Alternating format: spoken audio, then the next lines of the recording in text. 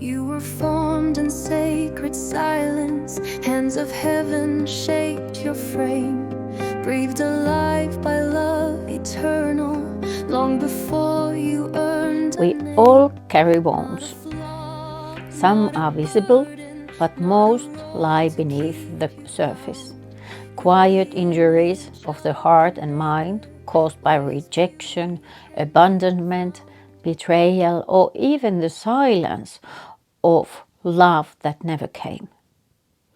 But here's the good news: God never wastes a wound.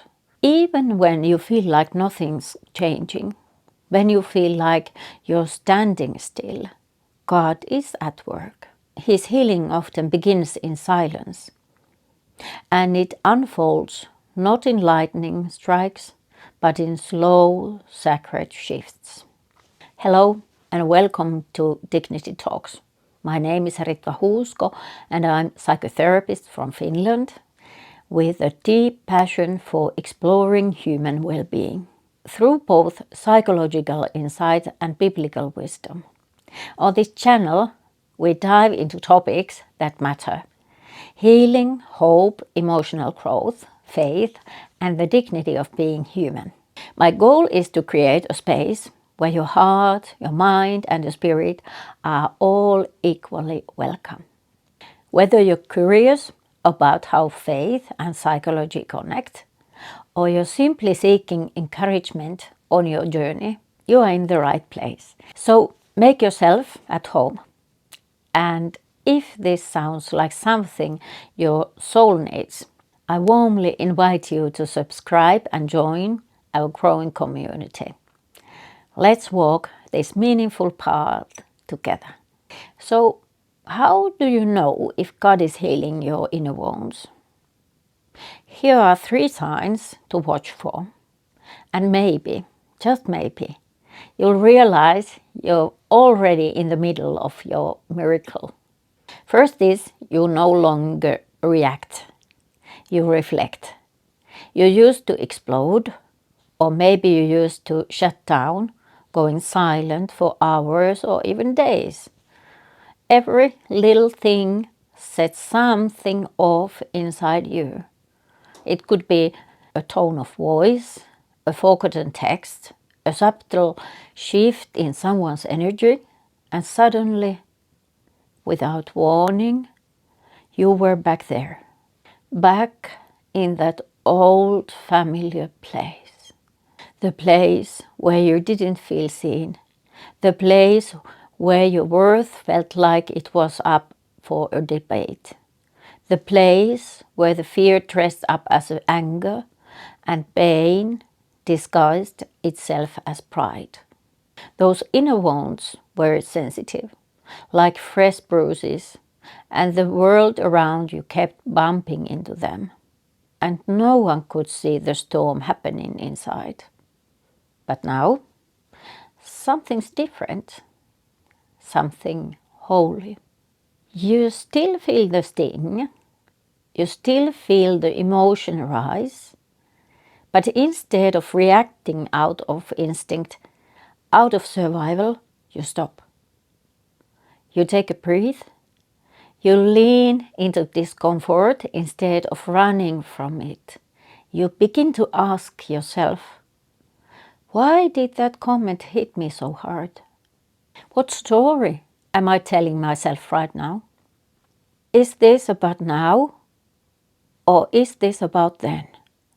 And right there, in that pause, healing is unfolding. What's happening in that moment is sacred. Your soul is reclaiming the space between stimulus and response. That space is where dignity lives. That space is where choice re-enters your story. You're no longer ruled by your pain. You're learning to understand it, to befriend it, and eventually to release it. Psychologically, this shift is known as emotional regulation. It means your nervous system, once hijacked by trauma or unsolved hurt, is now learning to stay grounded. It means your brain is rewiring itself. It's forming new pathways that tell your body it's safe now. You don't have to react like you used to. There's another way. And spiritually, this is God gently reordering your inner world. He's not just changing your behavior, he is healing the root. He's replacing panic with peace, chaos with clarity, defensiveness with disagreement. Where the world wanted you in confusion, God brings back your clarity. And in that clarity, your dignity begins to rise again, steady and sure. This kind of growth is quiet. You might not even notice it at first, but others will. The same situation that once knocked the wind out of you. Now you move through them with grace, not because you're pretending everything's okay, but because you are learning that you are okay, even when things around you aren't. That's healing. That's growth. And that is God at work, not just in your life, but in your heart. The second is the voice in your head starts speaking life, not pressing you down. We all carry inner voice, a quiet narrator that whispers beneath the surface of everything we do. For many of us, especially those who've been wounded by shame, abandonment and criticism, that voice can become our harshest enemy. It says things like, you're a failure, you always ruin everything, no one actually cares about you. Why even try? And the hard part? That voice often sounds like truth, because it started echoing in your mind so early. You didn't realize it was yours. It might have sounded like a parent, a teacher, a toxic relationship, and over time you internalized it. You accepted its words as your identity. But here's the miracle of healing. That voice begins to change. Softly at first, quietly, but unmistakably. Instead of tearing you down, it begins to speak kindness. It begins to say things like, that was tough, but you handled it the best you could.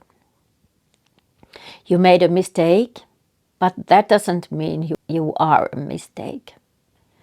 You are not perfect, but you are processing, and that's enough. God is still writing your story, and He is not finished with you yet. This isn't just feel-good fluff or surface-level affirmations. It's the Holy Spirit renewing your mind, gently shifting your thoughts from self-condemnation to self-compassion. It's what Paul spoke in Romans 12, verse 2. Be transformed by the renewing of your mind. That transformation isn't loud. It doesn't happen overnight. But little by little, the battlefield in your mind becomes a garden. And in place of thorns, there are seeds of truth growing. And psychology backs this up. This is called cognitive restructuring, a powerful process in therapy where your thoughts are challenged, reworked, and rebuilt. Your brain literally forms new neural pathways when you start to speak truth over yourself. That means healing is happening, not just emotionally or spiritually, but physically, in your brain. That's how real this is. You begin to catch the lies as they rise. I'm not good enough. And you answer back, I may feel that way right now, but my worth isn't based on my performance. It's based on who God says I am. And you learn to offer yourself the same grace you've always extended to others. And that, friend, is a powerful sign of inner healing, because the way we speak to ourselves shapes everything. Our choices, our relationships, our ability to receive love, and our brains even. When your inner voice starts sounding more like a friend than a judge, more like a coach than a critic, you know that God is doing something deep inside you. He's healing you. You are no longer living under the weight of condemnation. You are walking in the freedom of truth. You are learning to live with dignity, God-given dignity, not because of what you've done, but because you finally believe what's always been true. You are loved. You are enough. You are healing. And third sign is you crave peace more than proving a point. There was a time when being understood felt like everything. You needed people to see your side. You needed them to admit what they did. You replayed conversations in your mind over and over, thinking of what you should have said or how you could have made them get it. Maybe you wrote long texts and never sent them, or maybe you did send them, only to be met with silence, and that silence hurt worse than the original wound. Deep down, you weren't just fighting to be heard. You were fighting to be valued. Because somewhere inside, a part of you believed, if they could just understand my pain, then maybe I could finally matter. Then maybe my worth would be real. That's what unhealed wounds do. They make us seek external validation to fix internal damage. And so we argue, explain, defend, justify, not because we're pity, but because we're desperate for peace. But healing has a different voice. As God begins to restore you, something subtle yet powerful starts to happen. You stop chasing explanations and you start choosing peace. You start to realize you don't need to win the argument. You don't need the last word. You don't even need them to admit they were wrong, because you're not trying to prove your worth anymore. You're starting to believe in it. This doesn't mean you stop caring. It doesn't mean you pretend the pain didn't happen, but it means your heart no longer looks to broken people to give you what only God can. And that is validation, identity, and peace. You no longer chase closer from the people who hurt you because you found it in God. You don't keep rewriting the past because dignity is calling you into your future. You stop needing to be right because you've learned how to be whole. Psychologists call this shift letting go of rumination, the mental cycle of overthinking, of obsessing and trying to make sense of the senseless. Rumination keeps you emotionally tethered to trauma, and it tricks your brain into thinking it's solving something, when really it's just reliving it. But here's where faith and psychology align. In God's presence, that loop starts loosen. His peace quiets your need to revisit every detail. His truth calms the storm of what if and why didn't they. You start saying things like, they may never understand what they did, but I forgive them anyway. I don't need their approval. I have God's affirmation. I'd rather protect my peace than win the argument. That is growth. That is freedom. That is what it looks like when your dignity is no longer in someone else's hands. You stop trying to convince and you start learning to release. Not out of weakness, but out of strength. Because the strongest people are not the ones who fight every battle. They are the ones who know which ones are worth their energy and which ones aren't. And most of all, you begin to realize that peace is not passive. It's powerful. It's not giving up. It's not giving over. Giving over your need to be understood to the God who already understands you. Giving over your past to the one who's already redeemed it. And giving over your dignity to the one who calls you worthy. And even when the world doesn't, that, my friend, is healing.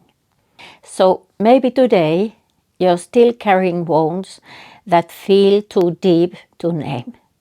Maybe you've been waiting for lightning, for a moment so big, so undeniable that you'd finally know healing had come. But what if healing is already here? Not loud, not flashy, but steady, quiet, sacred, peaceful. What if God is already doing the work, not just in your circumstances, but in you?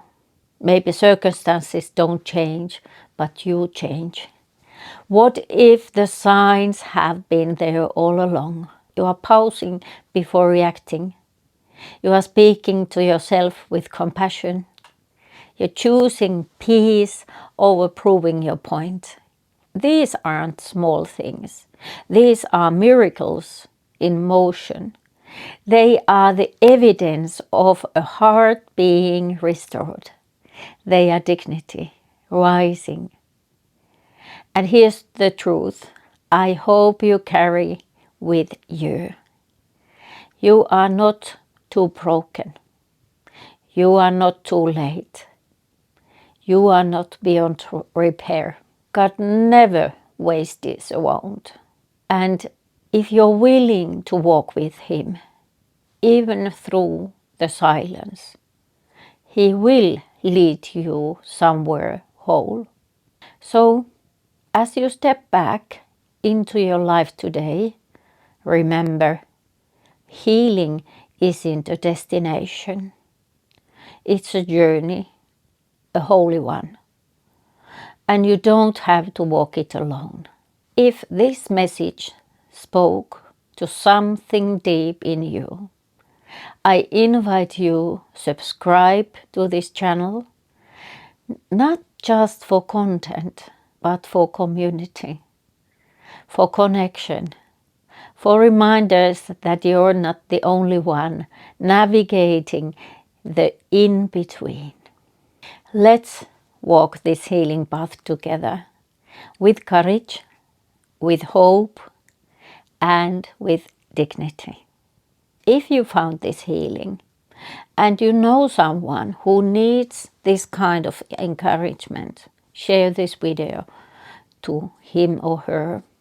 It's a simple way to support this channel, and it helps me continue creating content that brings faith, psychology, and dignity together. Thank you for being part of this journey. God bless you.